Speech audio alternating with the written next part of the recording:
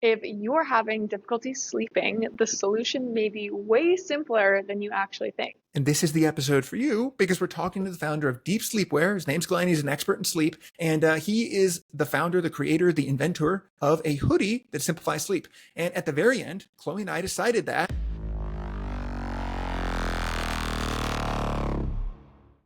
Hello, everyone. Welcome back to the Decision Lab podcast. And today we are talking to Glenn Paradise. He is the founder of Deep Sleepwear.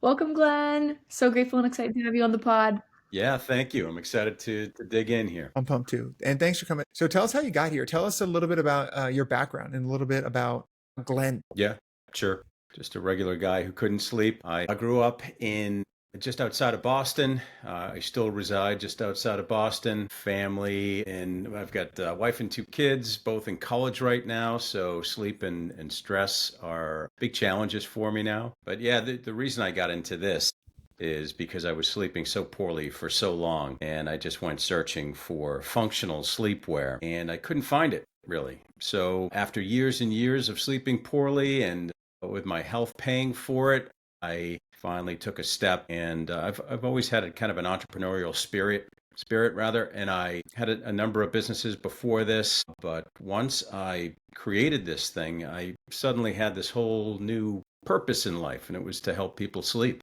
So here we are. Here we are.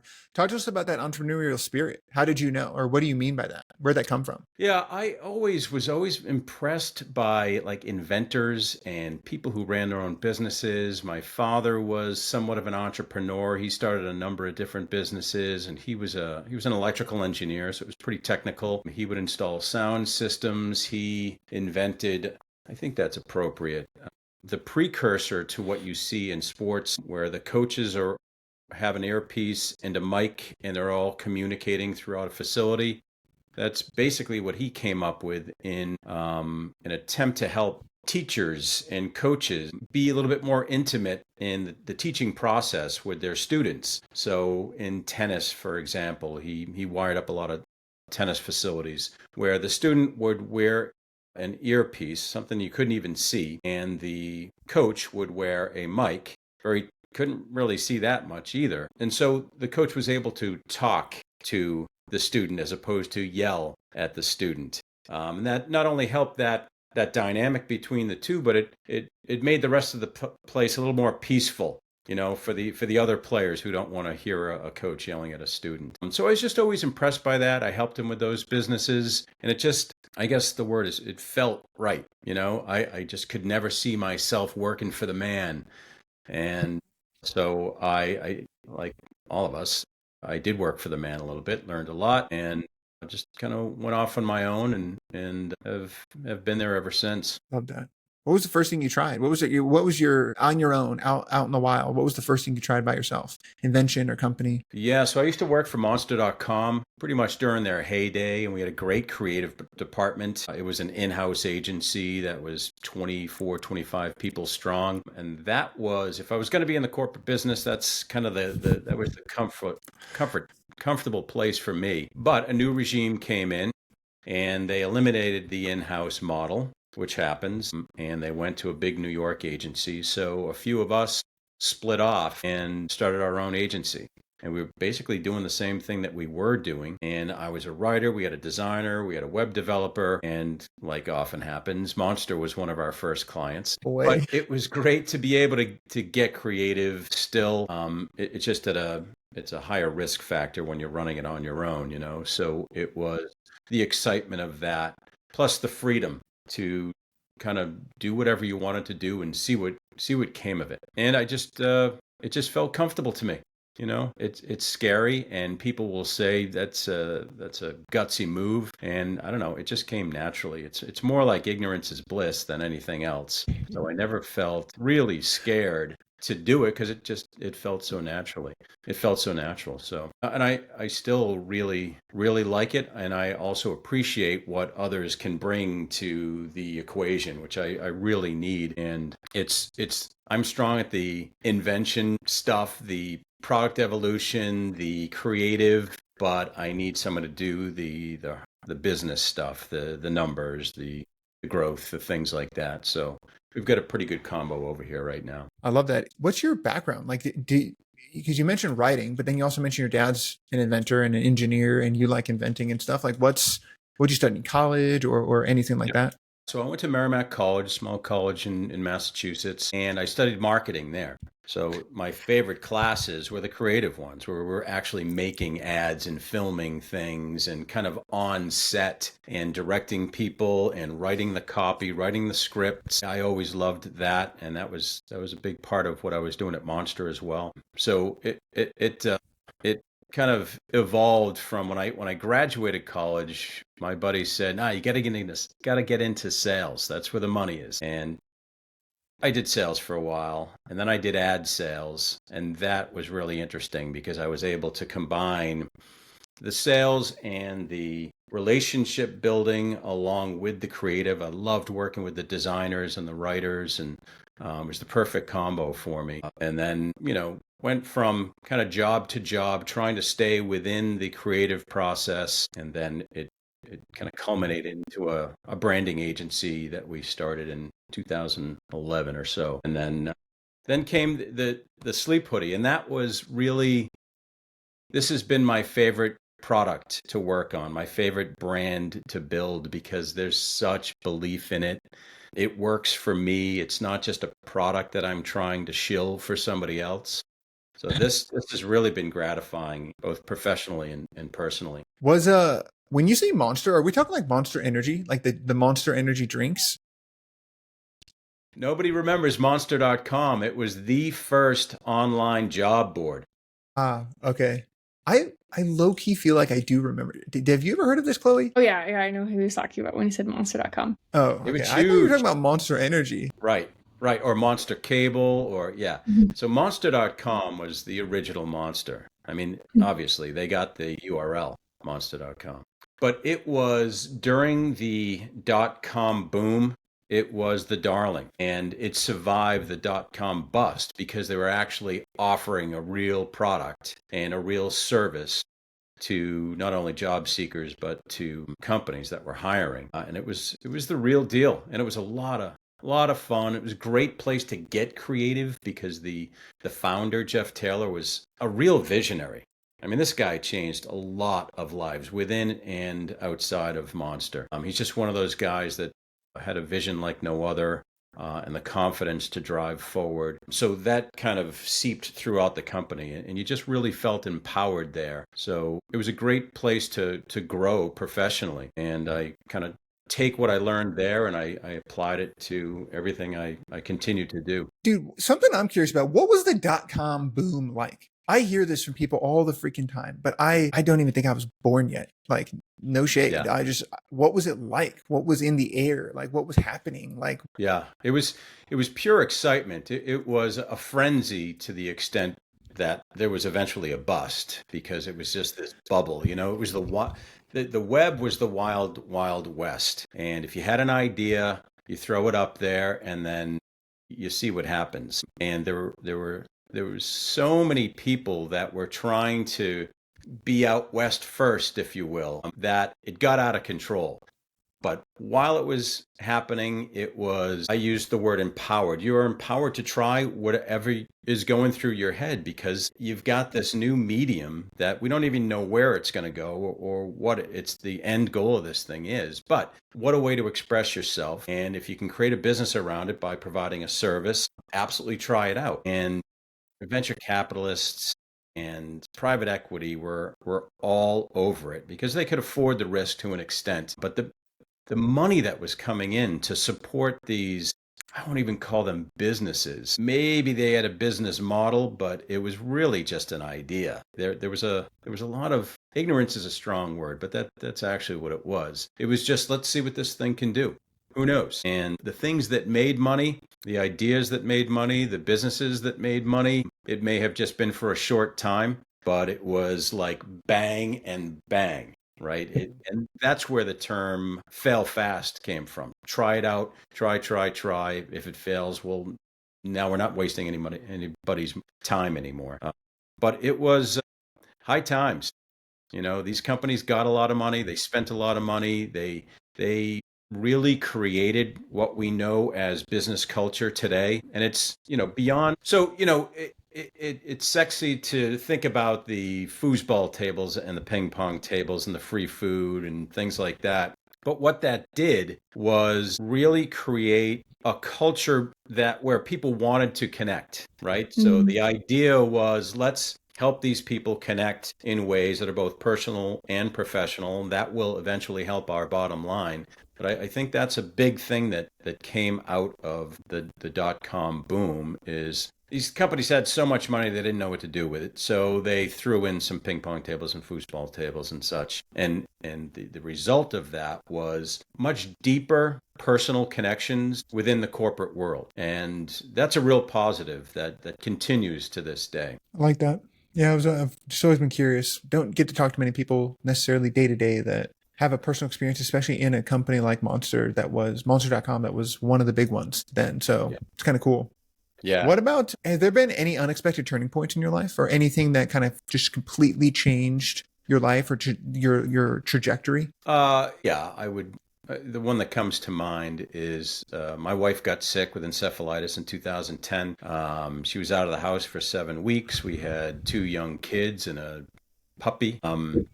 And it really put things in perspective. Ever since then, I really don't sweat the small stuff. And it helps me in this entrepreneurial journey too, in that you realize how short life is, to use a cliche, and you really want to do something that not only that you love, but if you can, that is impactful to the world, to society, to helping people. The people that came together when my wife was sick and out of the house, it just really opened my eyes to what community can mean and what community can do. And it's something we know now that personal connection is a very needed thing for optimal health. And so that really kind of opened my eyes to that. And that I would say was a driver behind what I'm doing now. But maybe I needed that perspective change. And I'll tell you that when my wife came out of it, and she has recovered pretty much 100%, that we just treated each other better. Our connection is deeper. We have a much more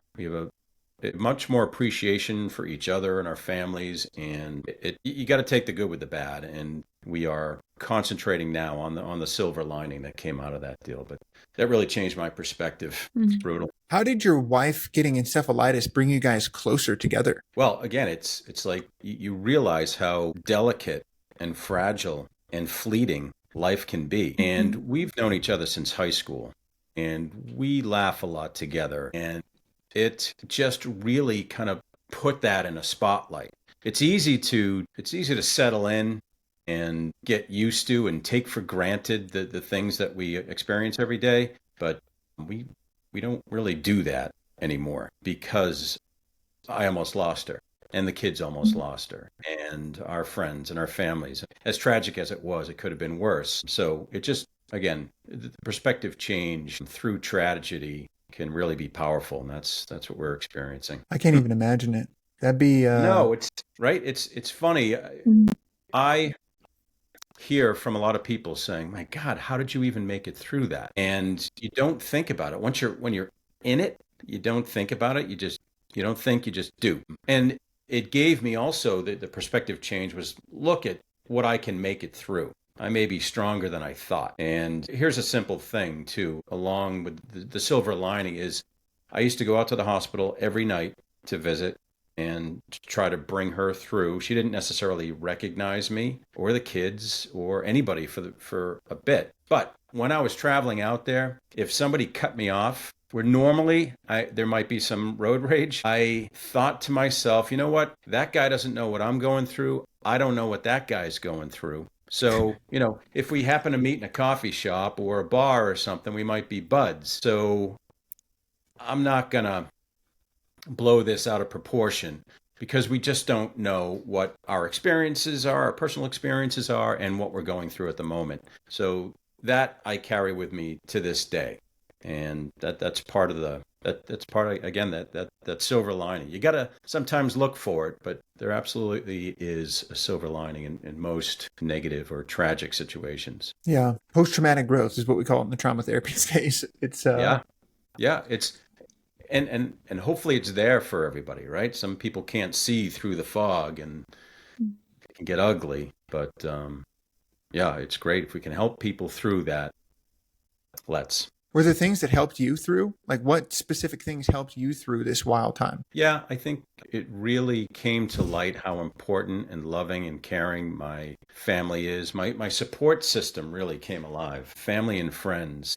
We had a neighbor put together this big event. It's a fundraising event, and we didn't feel right about it, but she brought together I don't know how many people. I hear it was the best party ever. There was a band, our friends playing a band. They came and donated their time. A lot of businesses donated their services and or goods to auction off. And it really, it humbles you. And, that's not a bad thing either, to be Mhm. really kind of discover what being humble is and what it can do for the world. It really kind of opens your eyes to how beautiful things can be if you give them a chance. That's That's incredible. interesting. And you didn't go to the event though, correct? If I remember correctly, you guys That's didn't end right. up going. That's right. Because Kara was my wife was not in a great way still, and she was scared to go.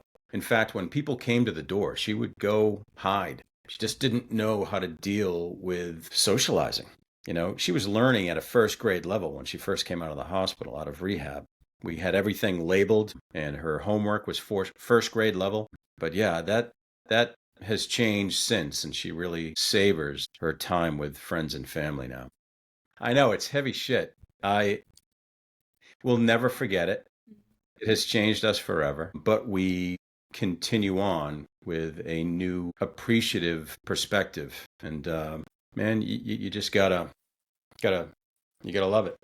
Has I that changed noticed. how you approached business as well? Like, I mean, of course, it's changed your personal life so much, but yeah, how has it changed your approach to business? Well, I think I don't see people as in business. Oftentimes, it's I'm just going to do a deal and get out of here, Hmm. right?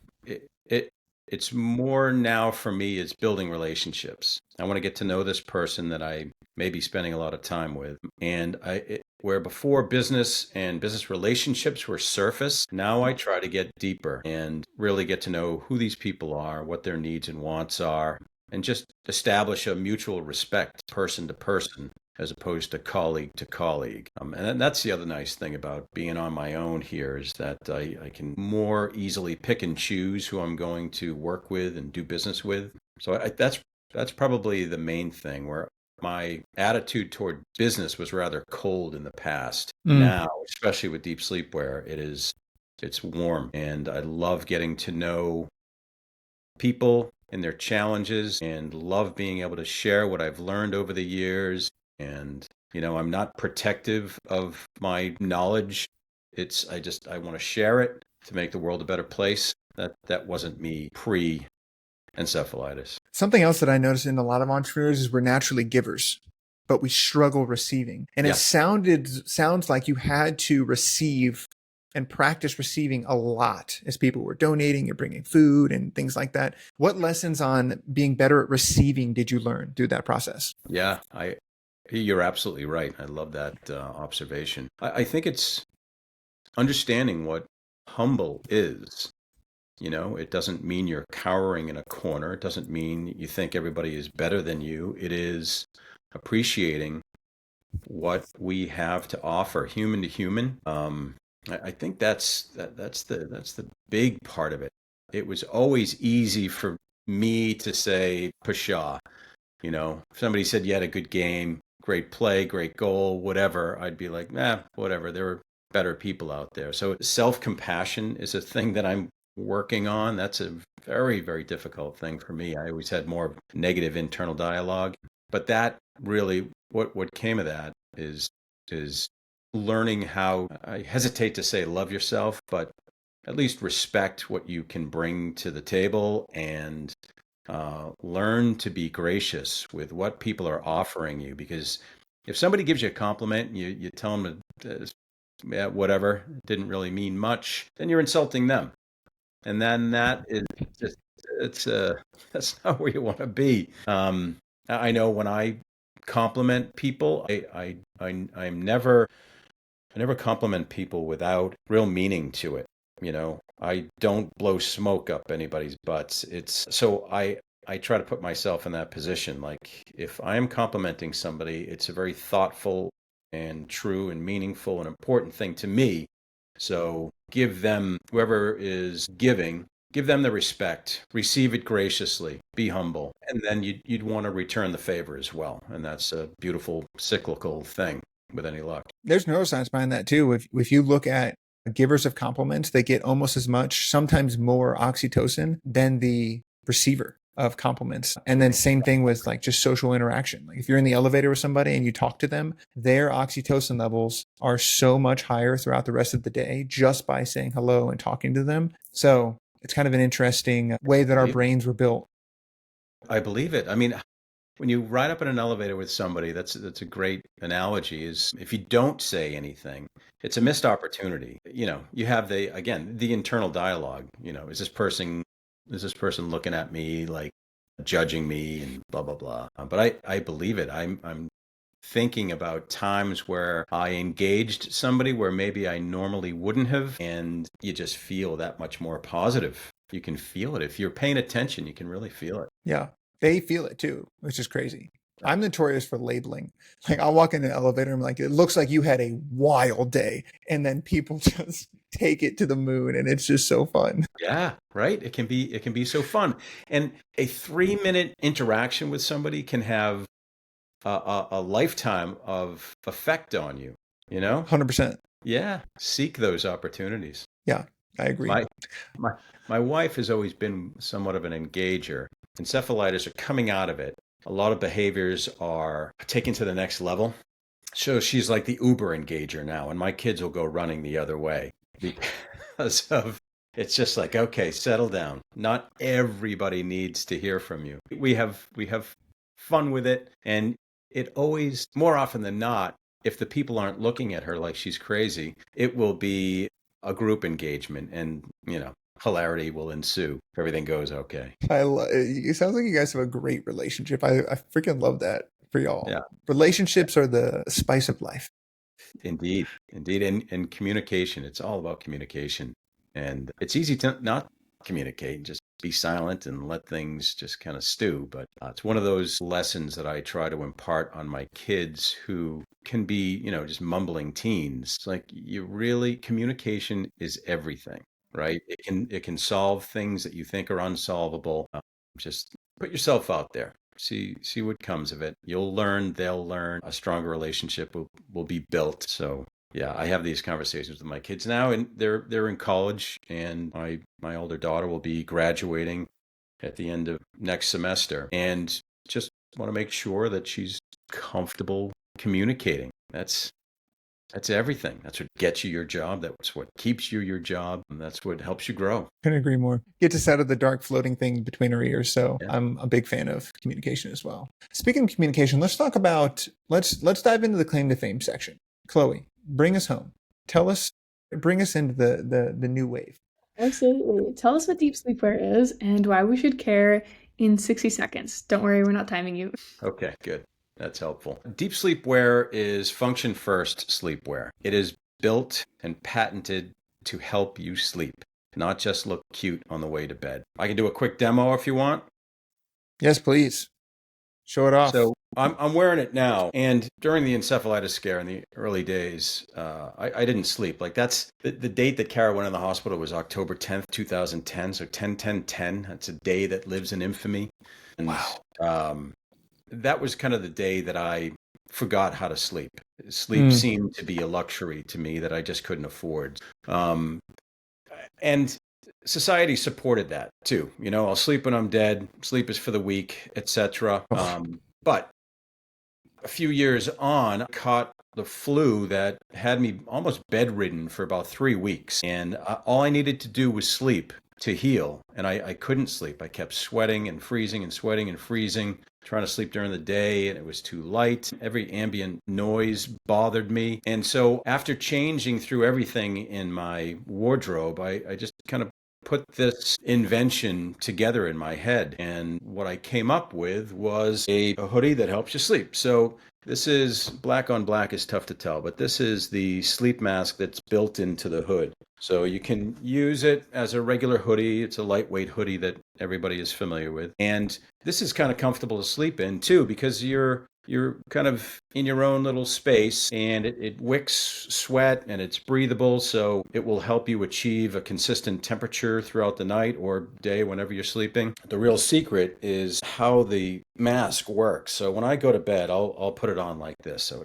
it covers the ears, so it muffles sound a bit, cuts out about 10 decibels of sound, which is very helpful for getting your mind into the right space for sleep. I'll read a book like this, and every time I do this, I just start to calm down a bit, which is great. It works with or without the hood. If you want to put the hood on, it's just that much more of a kind of mentally protective space. And when you're ready for lights out, just pull the mask down. And I know it looks a little silly on Zoom, but I'm relaxed, and I kind of want to take a nap right now. It just gets your body and your mind into the right space for sleep. People will wear it like this too. So if it's a little chilly out, this will warm your neck a little bit. And it's just a really versatile piece in your wardrobe that people will use it as loungewear too. I've seen people hike in it because it's kind of like Under Armour in that it is just kind of operating in the background, wicking sweat, breathing, and everything that I put into this is to help you sleep. So that's why I'm starting out with just black, because I want to imply that this is to help you sleep. This is not a fashion statement. In fact, it's the opposite of a fashion statement. This is a function statement. So our goal is to help everybody sleep better. And when it worked for me, I was blown away actually by the way it did function.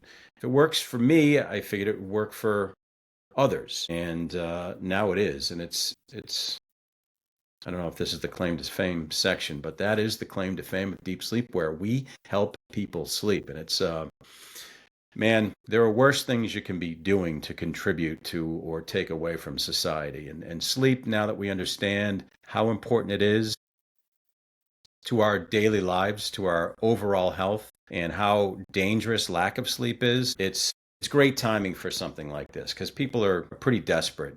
70% of the population does not sleep as well or as long as they should. It's a lot of people, and we're out there to help as many as we can. There's a lot of sleep products on the market. So what gap are you trying to address with Deep Sleepwear? Yeah, well, like any inventor, we want everybody to wear this thing. Mhm. But for a lot of us, I think there are a lot of gaps. So I'll just say it like this. We don't always have control over ambient light, ambient temperature, ambient sound. And this levels the playing field. So if you don't have the best bedding, if you don't have if your neighbors are somewhat loud, if you have a street light that's streaming light through your bedroom window, none of that matters when you put this on. So where sleepwear in the past has been fashion first, and I don't understand why you would put pockets and buttons and zippers and lapel on sleepwear, because all those things work to hinder your sleep. Those are all disruptors. In one way or another, you're going to roll over and you're going to have a button sticking into you, or the lapel is going to be on your face, whatever. It's just weird. I think of Scrooge in his night dress and big hat. It's like, okay, this is the evolved clothing, right? This is to help you sleep first and foremost. Where in the past, I don't think we put that thought into it. There are some brands out there that are like cooling pajamas, but there's nothing like this out there that is really showing an impact on like sleep scores, which means you are sleeping better. The proof is in the numbers. More importantly, you feel better when you wake up, and or you don't get up in the middle of the night. You know, these are the testimonials. These are my personal experiences with Deep Sleepwear as well. So it's for people that don't have the ideal sleep space, which is probably 100% of people. And for folks who are traveling, a lot of athletes use our sleepwear because their schedules are ridiculous and they have to optimize their sleep wherever they are, bus, plane, hotel. So this kind of helps eliminate the first night effect. So if you're in unfamiliar surrounds, this comes to the rescue, because with the mask and the hood on, you're in your own private sleep cocoon, right? It kind of gives you permission to just not pay attention to anything else and helps you drift off and stay asleep. Damn, that's interesting. I like that. Because yeah, that if you are in a new space, but if your space, proverbial space, becomes that the cocoon of that hoodie, and you wear that hoodie in all other locations, it kind wherever of you are. could help buffet that potentially. I hadn't thought about that before. That's cool. Yeah, very much so. Who is you mentioned athletes, you mentioned people who don't have ideal sleep environment. Well, actually, two things. Who's the ideal customer, and what is the ideal sleep environment? The ideal customer is that person that has always struggled with sleep and they want to improve their sleep. So in a sense, it's anybody who wants to or needs to improve their sleep. That covers a lot of people, Okay. right? And some people, they just like, before I put this together, I was just sleeping in a t-shirt and boxers. And that is I love asking the question, what do you sleep in? That's a great icebreaker. But so many people sleep in t-shirt and shorts, and it's cotton, and it feels good, but it's not that functional. The friction is too much. Cotton seems to hang on to moisture, and that's not healthy. So it's anybody who's willing to improve their sleep. And I love getting customers who have kind of accepted that they sleep like crap, because I don't accept it. Sleep doctors don't accept it. Sleeps. Whether you want to or not, you're gonna sleep. So you might as well try to optimize it and find your solution. There's no silver bullet out there, but this is likely a part of the solution, because you do get darkness, quiet, body temperature control right off the bat, wherever you are. And then you can work on the rest of your sleep ecosystem. So I think the second part of that was, what is an ideal sleep space? Yes. It's nothingness. Ideal is The abyss. you have nothing to preoccupy your mind, right? As incongruous as this sounds, there really shouldn't be posters on your wall. If you just imagine a white space and you're on a cloud, that's the ideal sleep space. So as clean and as organized as possible, somewhere where the temperature is consistent and hopefully cool, somewhere that it is silent, and somewhere that is pitch dark. Like they'll sell little dots to put over your LED lights throughout your room, whether it's the TV or an extension plug or something like that. There is science behind even the smallest amount of light really affecting your sleep negatively. So to optimize, you need to really simplify. And how many people sleep in a room like that? Zero. Yeah, I would say. very few. Right? Cold, dark, and quiet. Cold, dark, and quiet is the simple part of it. And that's kind of what, for a lot of people, what the sleep hoodie brings. So whether you're on a bus or a plane or hostel, hotel, or your bedroom, you can achieve dark, quiet, and cool. Yeah, I like that. I also always recommend people only sleep. Sleep and sex. Those are the two things I suggest in the bedroom, Okay. and that's the only thing you should be doing in there. You don't be watching TV. You don't want to be stretching. You don't want to be doing any of this other stuff to get your brain active.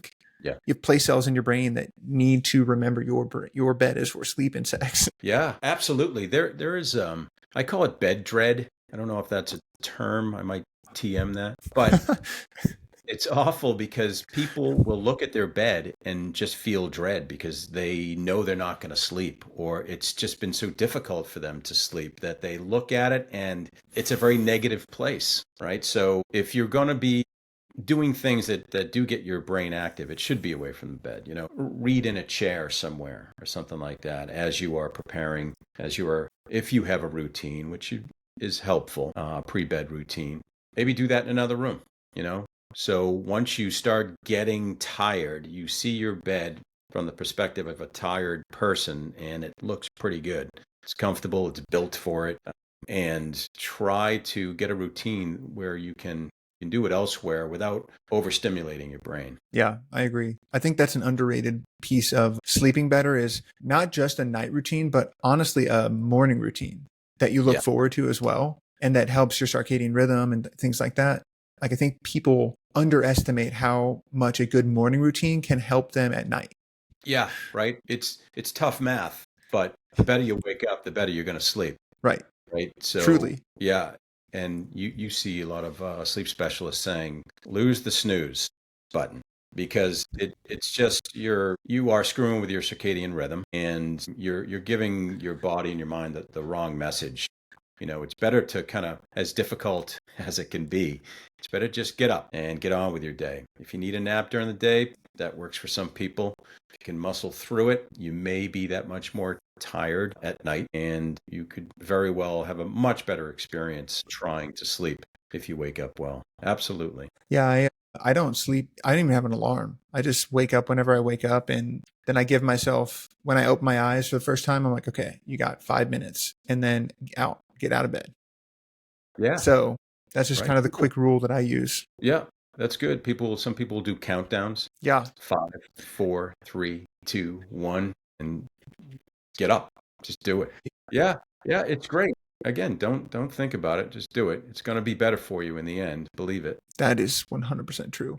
So you're in the sleep industry. Is there something that's like broken or frustrating about the sleep industry? Well, first and foremost, it's the society's attitude. It's changing. People take pride in their lack of sleep. Ariana Huffington wrote a book about the sleep revolution after she passed out, burned out, and because of lack of sleep, almost kind of ruined her seemingly wonderful life.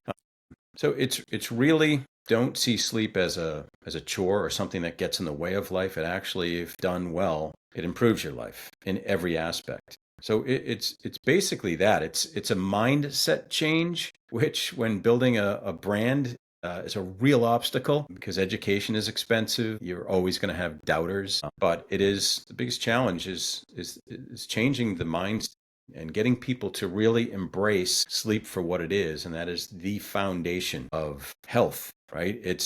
You have the pillars of health. There's nutrition and there's exercise, but you have to have that foundation of sleep on which those pillars can exist in a stable way.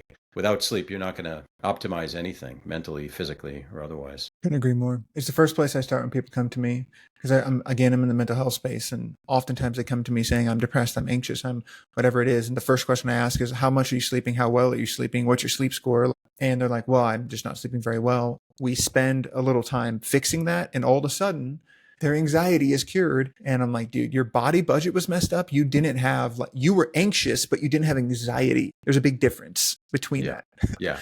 Mental health versus mental illness. So it is wild how people just do not understand how important sleep is, especially to your brain. Yeah. And we spend so much time treating symptoms. Like, one of the craziest stats that I've seen over the years doing this is, I have not personally gone out and validated this, but I've heard it and I've read it enough times that I believe it. Most doctors get 2 hours in all the education that they go through, they get 2 hours on sleep, right?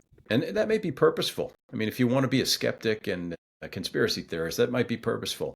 It's more profitable to keep people sick. But in believing that most doctors believe in the Hippocratic Oath and want to help people, sleep would be the place to start, right? Instead of just treating the symptoms, let's go to the core and make sure that you're giving yourself every chance to be healthy and productive and feel good about it. That's the question that everybody should ask first. How are you sleeping? Yeah. Speaking of doctors, let's move into the lab results here.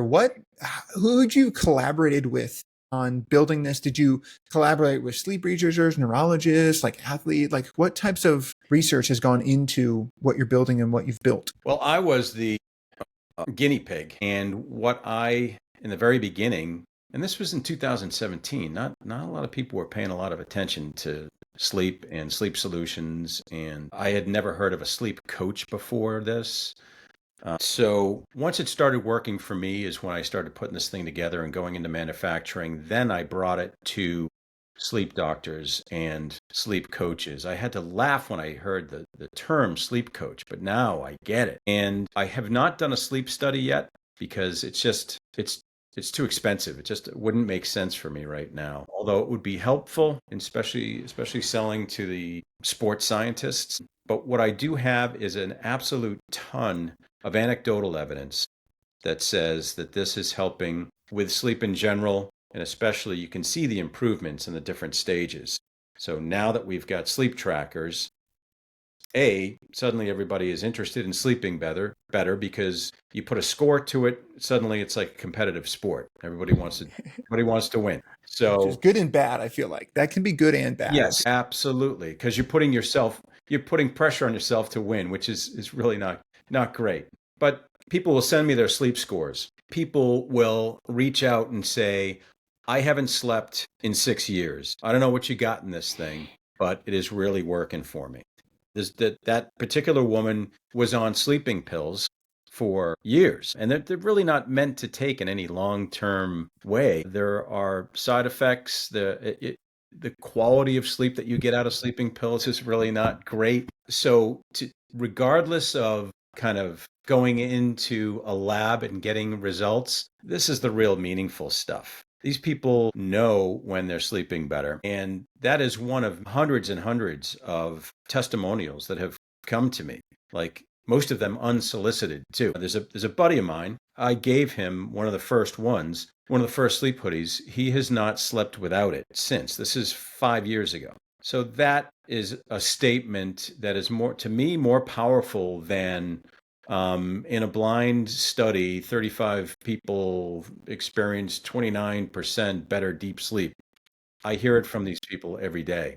And in fact, one of the more impressive numbers was from a former Olympian who said, this thing kind of blew my mind. I increased my deep sleepwear by 30%.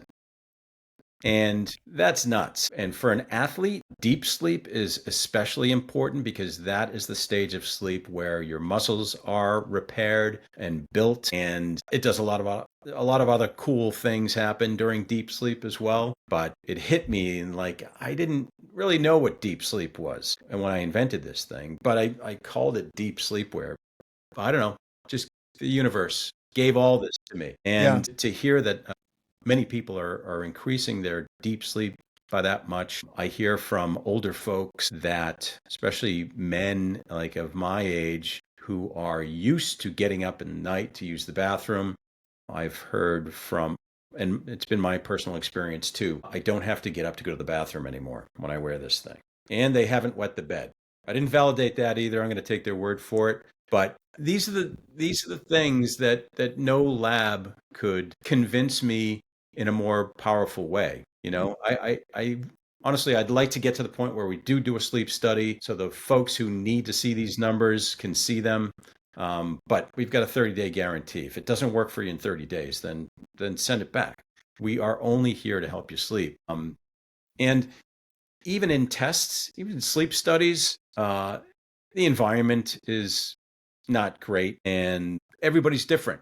It's I don't, again, there's no silver bullet. I don't claim this is going to help everybody, but it's absolutely worth the try. And, you tell me, do you feel better afterwards? Have you achieved better sleep in more places than you would have previously? And so that's kind of the extent of the science is, it's anecdotal and it is personal experiences that have been shared with me. It's interesting, and it's great to have anecdotal data and good reviews.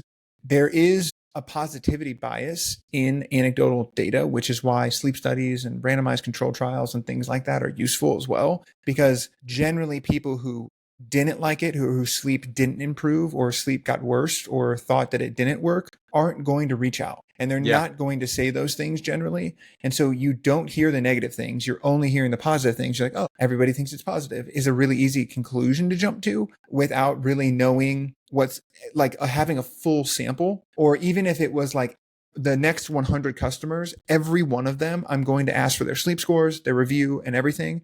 And getting it from every single one, positive or negative, would give, even that would be better than just straight only listening to positive reviews. And that's a positivity bias that like a controlled study could help control for. Yep. Yep. That would be Yep. useful. Yeah, for sure. Like I said, I do want to get there. Yeah, it takes People, time. yeah, everything. I mean, And money it's too. simple, right? All it takes is time and money.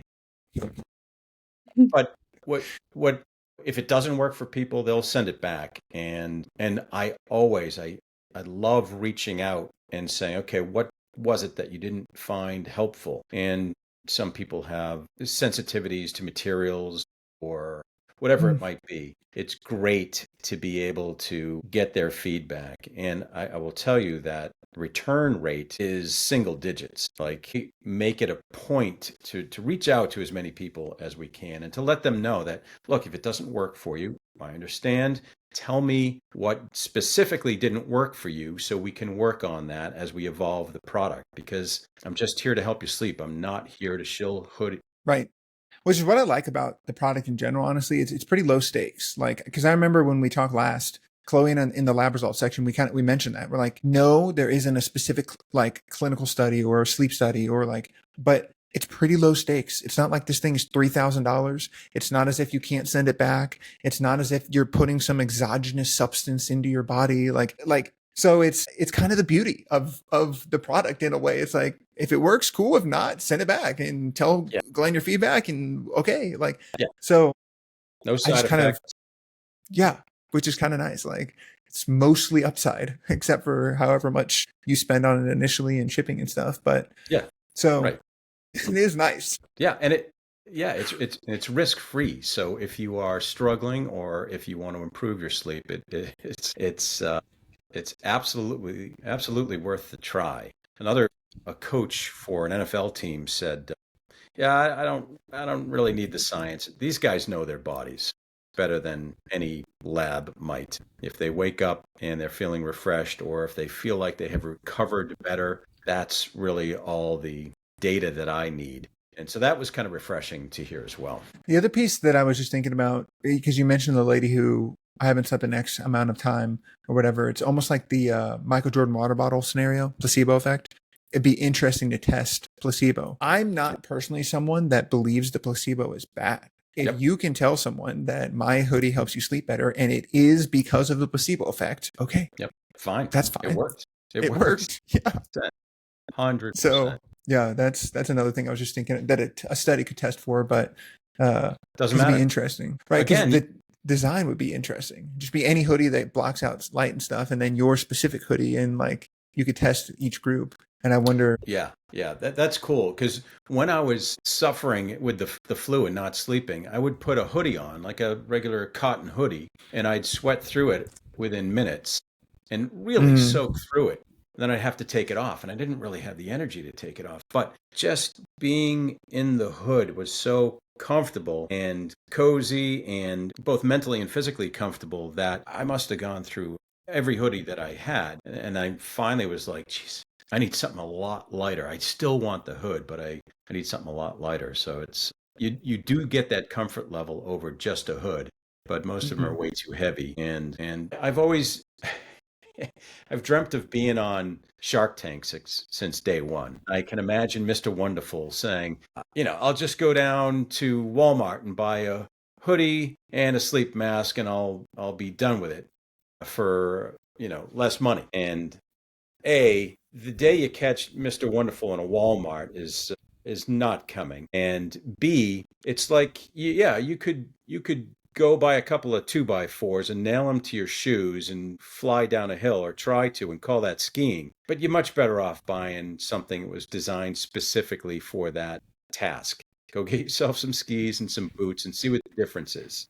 So you try to put a hoodie on and call it your sleep hoodie. It's absolutely not the same. The thought that I put into this, to position the mask the way it is, to put the padding in the mask the way I did, to put flat lock stitching so the seams aren't going to bother you, to choose a silky material that moves with your body and over your sleep surface so you're not disrupting your sleep as you twist and turn. That's the main difference. It's purpose built for sleep. Everything that goes into this is to help you achieve sustained sleep.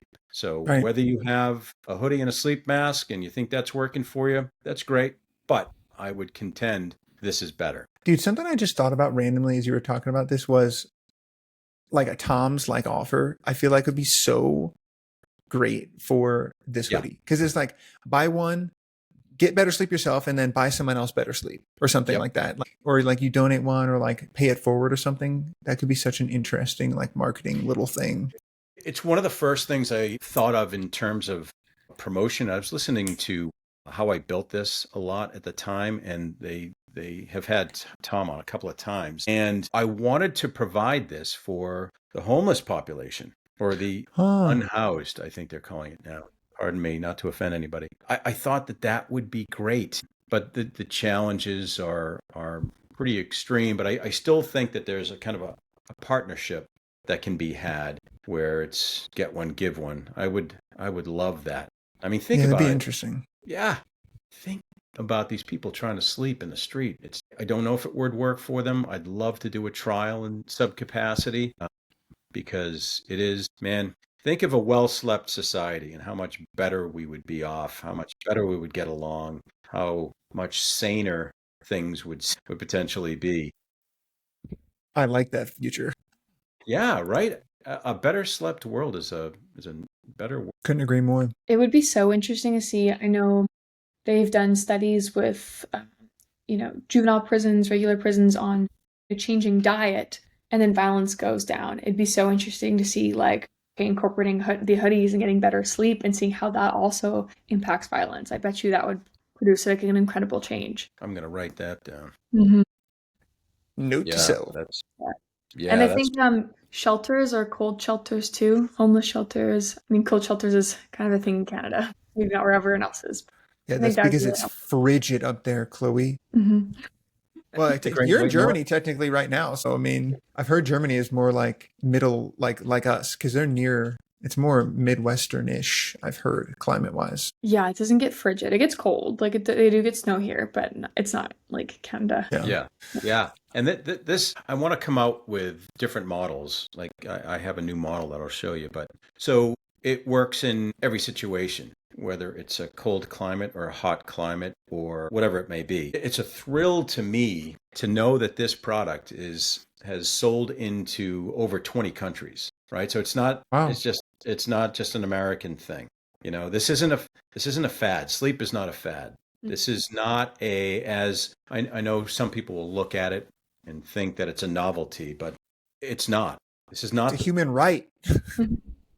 absolutely. It's a human right, right? It is. And you gotta respect that. And I think, yeah, I just want to help as many people as I can in as many situations as I can. It's yeah, we want to change the world here, and there, I don't know, it's a respectable way to do it through better sleep, you know? Are there criticisms that you get, or like what are some of the like skepticisms or criticisms you get from people when they go to buy it? Yeah. Well, I had there's a mall outside of Boston that I had a kiosk in, a table, and I had these on mannequins. And honestly, it on a vertical mannequin with the mask and the hood on, it kind of looks like hostage wear. So It does. people would be like, what the hell is that? And it's curious, right? It absolutely catches your attention. You're like, what in the world? And then I would just kind of slowly sidle up to them. I'm like, yeah, what do you think? I'm like, what the hell is it?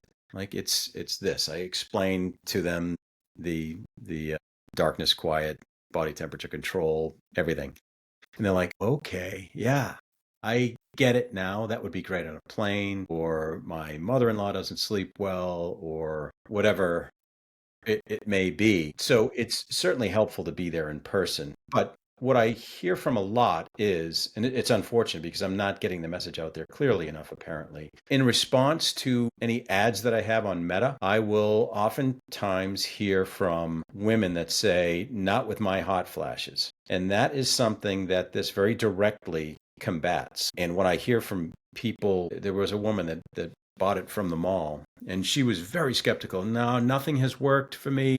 Plus, I'm too small. I have to shop in the children's section. I wear a hat to bed because my head gets cold.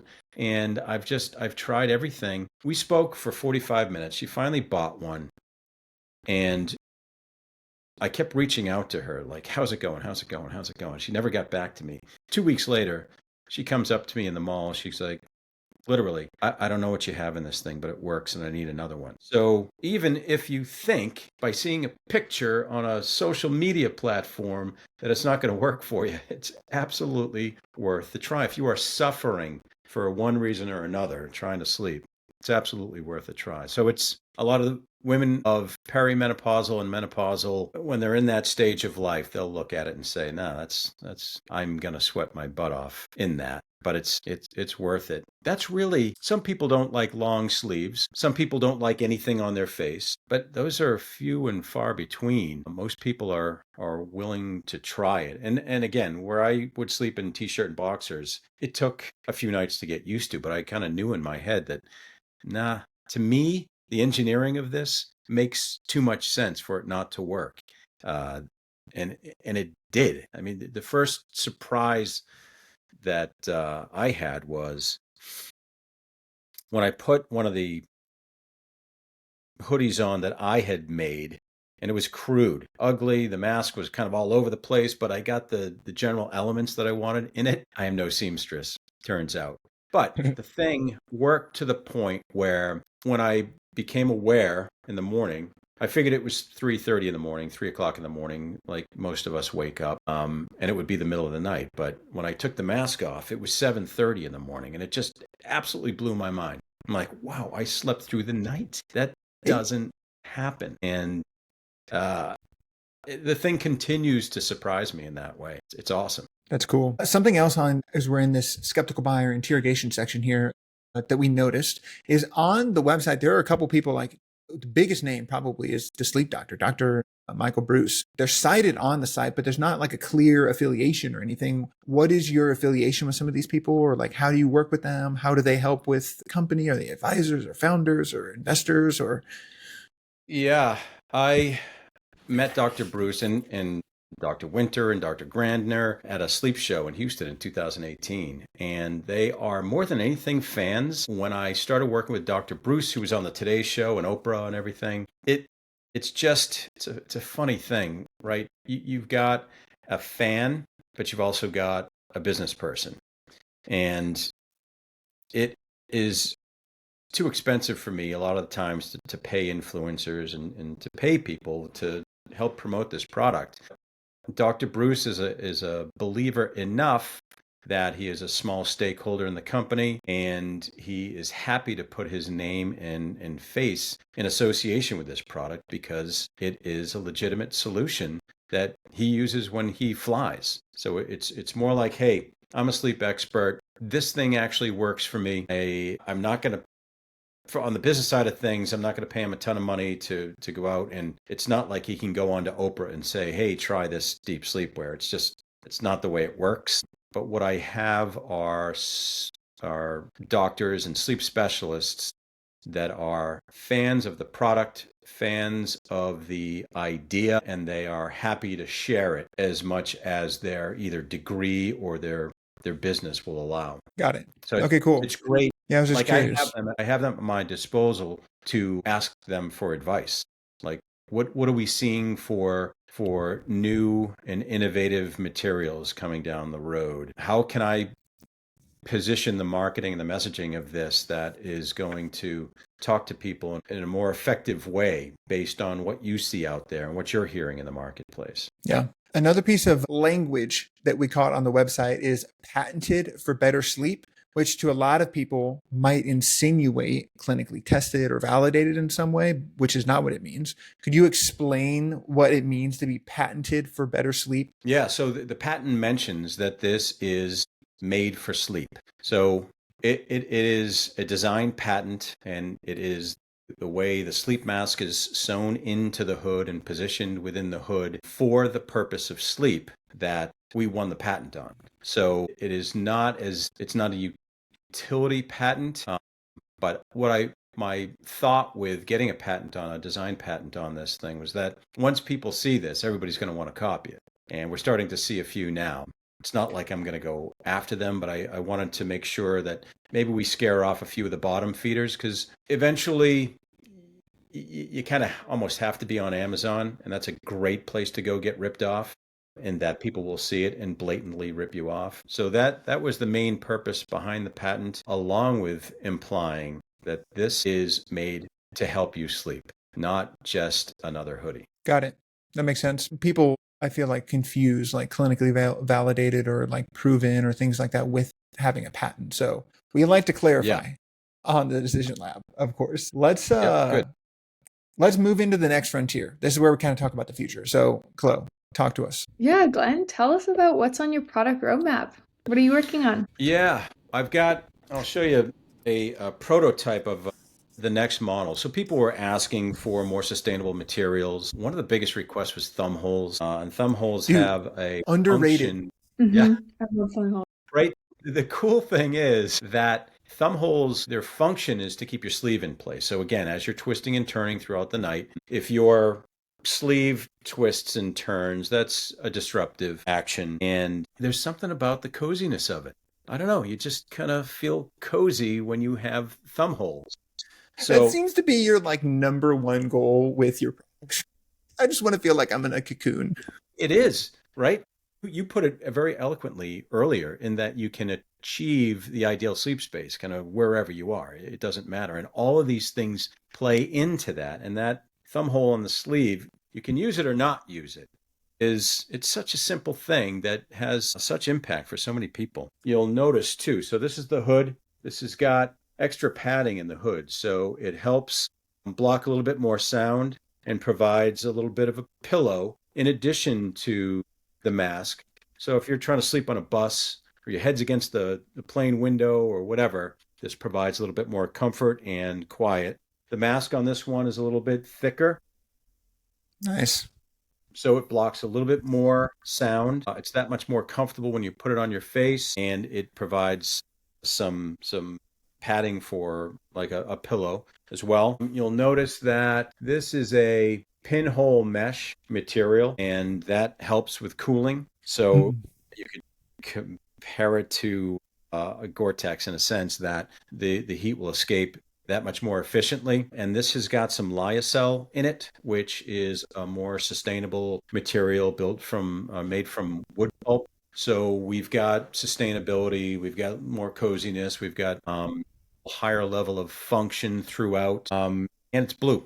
So that's a real departure from the black. And it's just from a design perspective, I'm falling victim to getting a little bit more fashion in here. So the contrasting stitching is attractive. It looks cooler, and you might be more comfortable wearing that onto a plane on its own than you would the original black one. Of course, I recommend everybody get everything because there are different situations, whether it's travel or ambient temperature or whatever it might be. Different models are better for different circumstances. I also have a small amount of sleep shorts that we made. Um, those, it's the same thing, streamlined for sleep, right? We are never going to put in any extra seams because seams can be disruptive, very lightweight.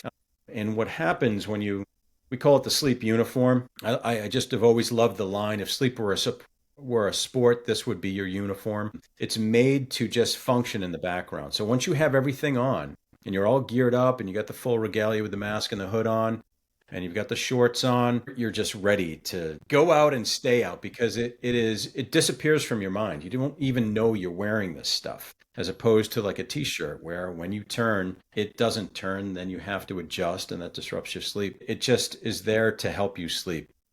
The shorts have been great. I've prototyped pants as well. I have a lot of people asking for pants, same materials, same fit in that it should be somewhat close to the skin for best results. That will help it disappear from your mind as you're sleeping. That will help you move over your sleep surface with ease, and it'll be wicking sweat if necessary, breathing when necessary. I've got people that are asking for gloves and socks. I don't know if I'll get to that point, but we want to satisfy as broad an audience as we can. So for people who run hot, for people who run cold, for people that they have a sleep space that is louder than most. We're always working to satisfy more and more people. So that is on the roadmap. I would love to extend the brand into loungewear as well. So it's for the pre-sleep, so when you're ready for sleep, or if you're dialed in enough to have a non-negotiable bedtime, then you're likely going to have a routine prior to that. And I recommend putting the stuff on half hour prior to it and getting into your routine. But there should be clothing specifically for that too, that is without all the encumbrances of furry stuff and oversized stuff. It really should be streamlined for sleep and for preparing for sleep. There's some loungewear, at least in the back of my head, that or pre-sleepwear that I'd like to come up with. Yeah, I like that. Just functionality, baby. Yeah. And I do have a exact bedtime and everything that I shoot for. So Huge. I could use both. So, Yeah. all right, let's move into lightning lab here. So we got 2 questions for you. Chloe, do you want to ask the first one or the second one? I'll go with the first one.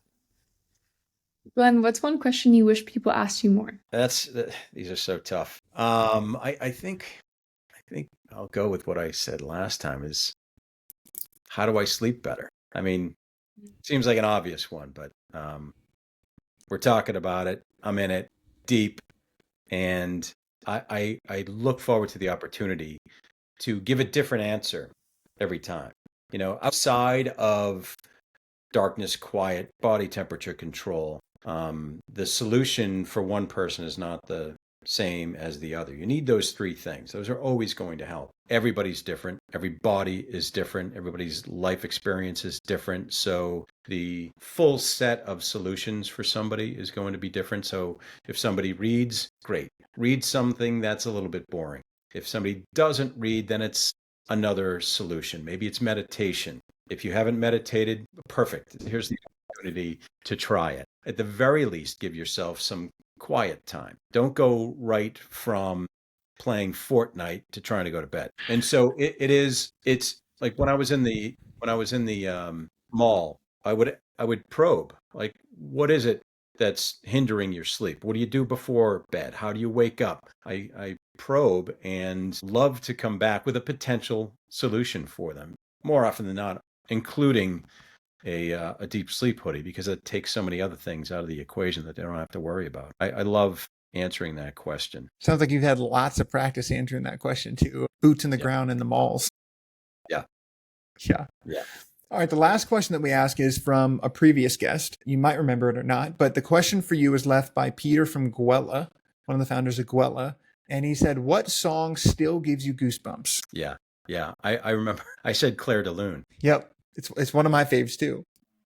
I don't know if I threw this in last time either, but anything from Van Halen 1 or 2.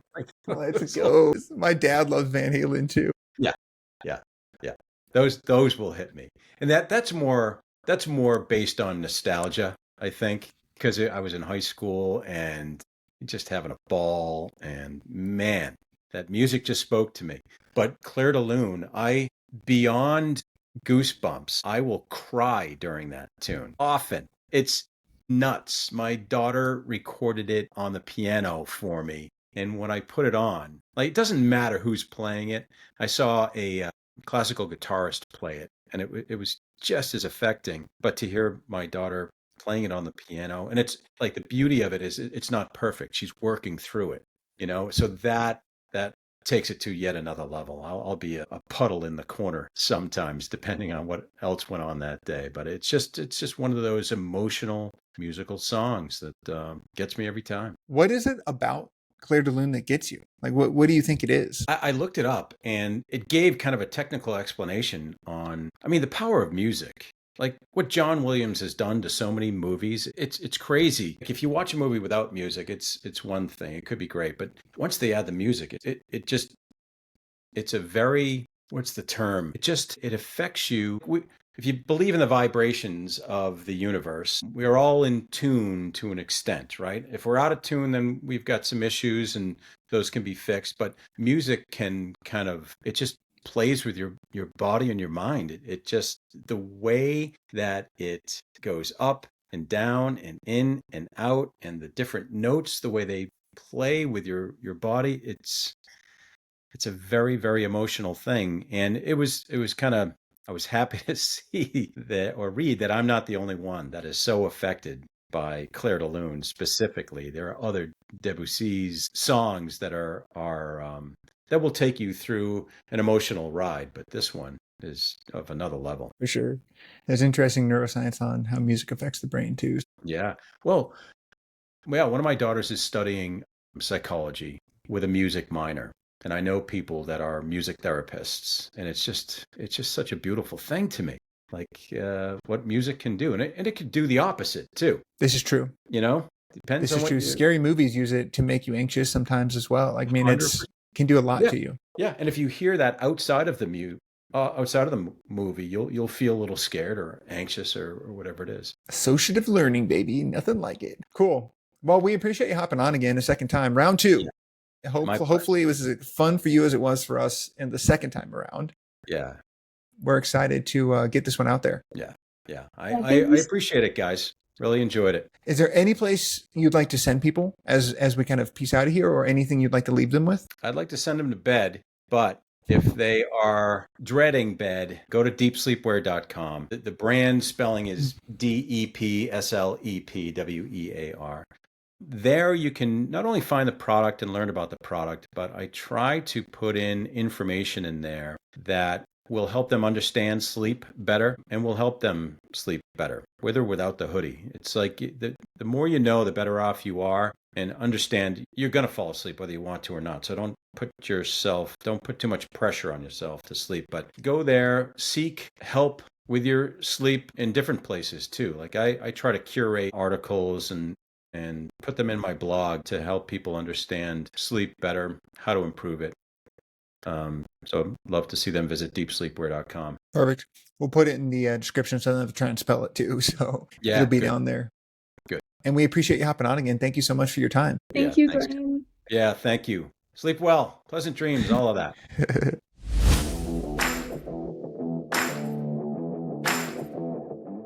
All right, welcome back to the lab results section. As you know, this is where Chloe and I kind of break down what we really think, what our honest feedback and thoughts are every episode. So we're here. Welcome back. What'd you think, Chloe? Big picture, what'd you think? Okay, There I she thought it was is. a great episode. I thought Glenn, as a person, was just very sincere, very honest, and I think it's like an awesome concept. It's a sleep hoodie. You know, we have science and research that backs that sleeping in darkness is helpful, and the concept of just cocooning yourself and feeling really comfy and cozy as you fall asleep, and having fabric that's breathable, that wicks moisture, and that doesn't snag on your bedding. I think it's a great concept, and it's super low risk. We were talking about this before we hopped on. We're like, it's different than taking a supplement or even using a device. It's a piece of fabric. Right. Yeah. I mean, it's interesting. It's kind of how I feel too. He brought up a good point when I asked him, well, what is your philosophy on this? And I guess in his space, or on like safety and science behind products in the health and wellness space. And in his specific space and his product, it's a hoodie. It's like it's not like taking a supplement that could hurt you if there's negative side effects, or where there could be lead or tin or something, or not tin, lead or something, some heavy metal in it, or whatever. So it's just interesting. It was a good point. I mean, I still think it makes sense that there should be science behind the things that we put on our bodies and stuff like that. But we hadn't heard that answer before from someone when we asked them that. I thought that was interesting. So did they pass the lab test in your opinion? Yeah, absolutely. I would try it for sure. I would try it. Yes. I think for me, it needs more testing. Obviously there's some lab testing and things like that.